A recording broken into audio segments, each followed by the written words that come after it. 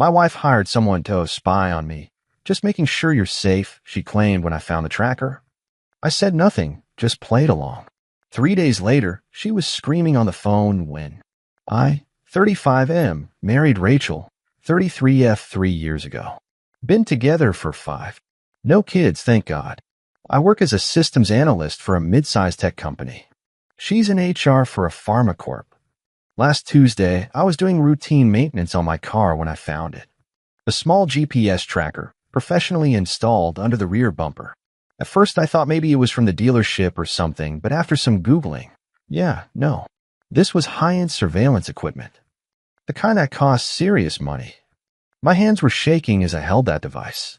My first instinct was to confront her immediately, but something made me pause. If she was willing to go this far, what else had she done? Instead of confronting her, I decided to play detective myself.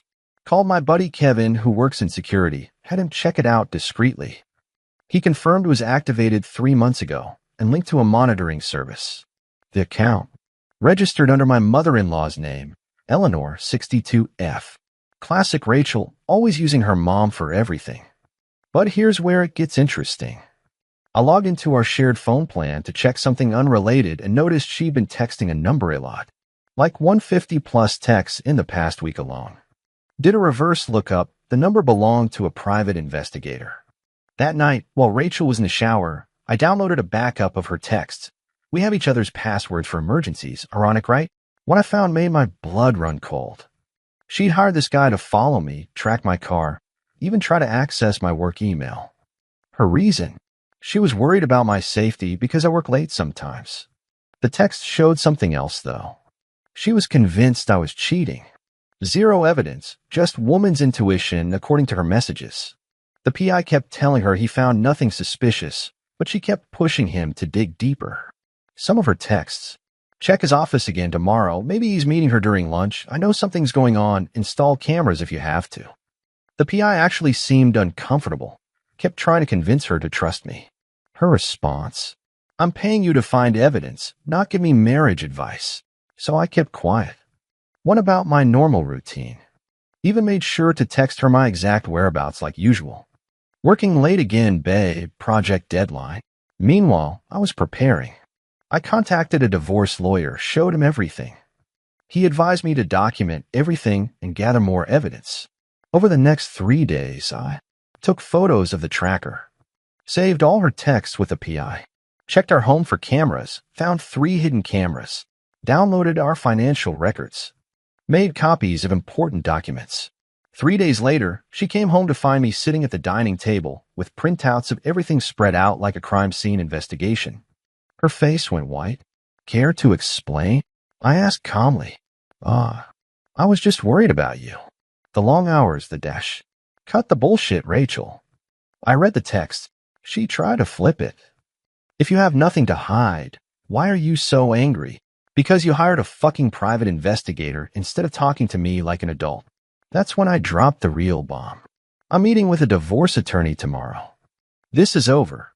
She started screaming. Called me paranoid, said I was overreacting. Then came the tears. I just love you so much, I couldn't bear to lose you.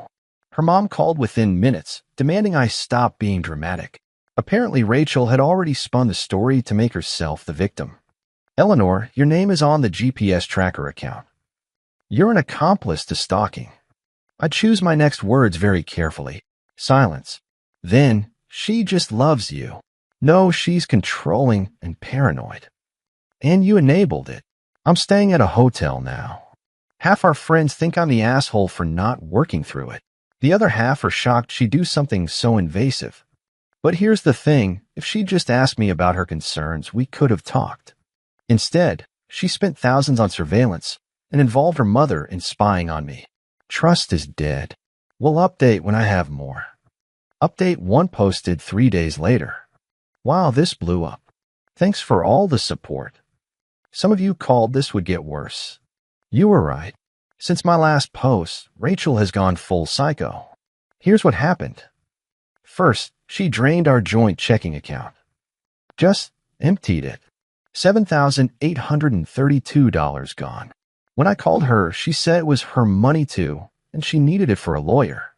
The bank confirmed she withdrew it in cash. Then she changed the locks on our house. Came home from work to find my key didn't work.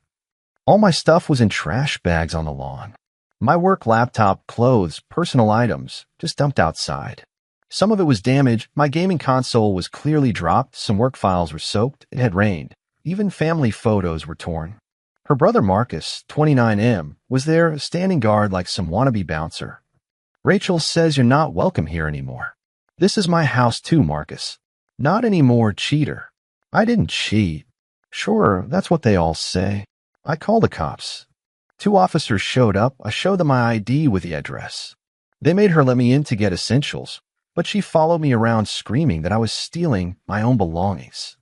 The officers had to repeatedly tell her to back off. While I was packing with police present, I showed them the 3 hidden cameras I'd found earlier. Both officers were very interested, especially when I mentioned the divorce proceedings. They took photos and told me to inform my lawyer. Rachel tried to claim they were for home security, but when asked why they were hidden behind wall decorations and vents, she had no good answer. My lawyer is having a field day. Apparently in our state, her surveillance without consent is very illegal. We're adding it to the divorce filing. Her family is now in full attack mode. Her dad, Robert, called my boss trying to get me fired, claiming I'm mentally unstable and a danger to the workplace. My boss called me into his office, more confused than anything. Tom, what the hell is going on? Your father-in-law just spent 20 minutes ranting about your criminal behavior. I showed him the divorce filing, the police report. He shook his head. Take a few days off, sort this out. Your job's safe. Her sister Jessica made a Facebook post about how I'm an abusive narcissist who isolated Rachel from her family. The comments were wild. Half were her friends agreeing blindly. The other half were mutual friends defending me, pointing out that I literally hosted every holiday dinner. The irony? I'm the one who encouraged her to spend more time with them. I'm the one who hosted every holiday, fixed her dad's computer countless times, helped her brother move apartments, lent her sister money for car repairs. The tide is turning, though. The PI she hired, he contacted my lawyer. Turns out she tried to stiff him on the final $3,200 payment. When he refused to fabricate evidence, she said she wouldn't pay for useless work. He's willing to testify about her harassment, as recordings of her calls where she offered him a bonus to find something, anything. Still at the hotel. Still processing that the woman I love turned into this. More updates coming. Update 2 posted 5 days later. The mask is completely fallen off. Rachel and her family are showing their true colors, and it's uglier than I imagined. Yesterday, Rachel showed up at my workplace with her mom and sister. Full drama mode. They caused a scene in the lobby, screaming that I was a cheating bastard who abandoned his wife. Rachel was crying hysterically. Her mom was yelling about me being a pathological liar, and her sister was recording everything on her phone. Our receptionist called security while trying to calm them down. Rachel literally threw herself on the floor, wailing, "How could you do this to me?" Security had to physically escort them out. My boss was not happy, but thankfully, he knows me well enough to see through their BS. Several co-workers witnessed everything. One of them, Sarah from my department, came to my office after. "Dude, your wife has lost it. She kept screaming about you having an affair with someone named Melissa." Who's Melissa? No idea. There's no Melissa on our team, and I don't know any Melissa period. Then I got a call from my bank. Someone tried to apply for a credit card in my name. Guess who? Yep, Rachel used my SSN and forged my signature. That's identity theft, folks. The bank caught it because they needed additional verification. But the real kicker. Her mom called my elderly parents, they live in Florida, and told them I was having a mental breakdown and needed to be committed. She said I was dangerously unstable and had threatened Rachel's life. My mom has heart problems. She ended up in the ER from the stress. That was my breaking point. I went nuclear. Filed a police report for the identity theft, got a restraining order against Rachel and her mom, and my lawyer added harassment charges to our case. Also contacted the PI licensing board about Rachel's threats against the investigator. The PI came through big time. He had recordings of Rachel's calls where she offered him an extra $5,000 to plant evidence. She actually said, "Just give me some photos, I don't care how." He also had texts where she admitted to installing the GPS tracker and asked him to hack my work computer. Remember the $7,832 she drained? Turns out she used $2,500 of it to hire another PI. This second PI actually called me, apologizing. He said he did a preliminary investigation, found nothing, and when she pushed for him to manufacture evidence, he refunded her the money and told her to seek professional help. His exact words, "Ma'am, I've been doing this for 15 years. Your husband is either the most boring man alive or completely faithful. I'm betting on both. So she still has about $5,300 of our money somewhere. My lawyer says we'll get it back in the divorce settlement." Her mom is now facing charges for the illegal surveillance since it was in her name. Rachel is looking at identity theft, harassment, and filing false reports.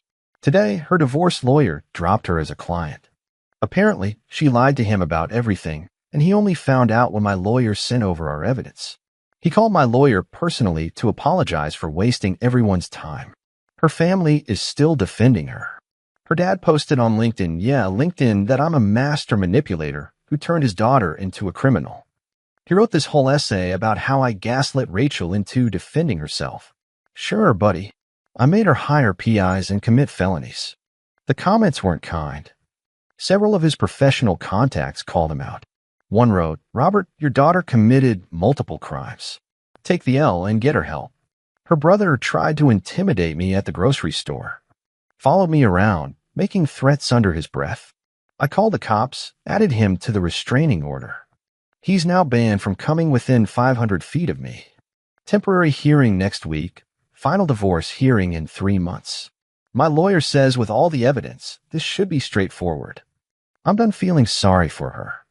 She made her choices. The woman I married doesn't exist anymore. Maybe she never did."